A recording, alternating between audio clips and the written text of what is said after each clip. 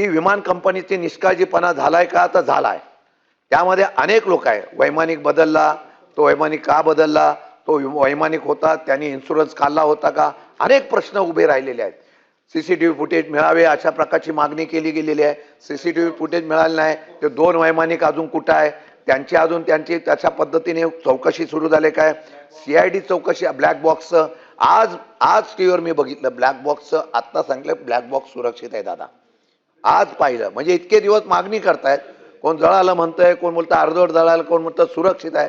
आज पहिली वेळ ज्यावेळेला बारामतीला आंदोलन करण्याच्या बाबतीमधली भूमिका घेतली आणि हे नुसते बारामती पुरतं राहणार नाही, पूर्ण महाराष्ट्रामध्ये हा लोन पसरेल. ह्यात राजकारण आम्हाला आणायचं नाही. आम्ही जे सांगतोय हे सत्य परिस्थिती असताना ते एकदा खुलासा होणं गरजेचं आहे. दादा इथं आपण सीआयडीची चौकशी करण्याच्या बाबतीमध्ये राज्य सरकार निर्णय घेतलाय. 28 जानेवारी 2026ला बारामती विमानतळावर अपघात झाल्यानंतर 4 जण अजितदादांसकट मृत्युमुखी झालेले आहे.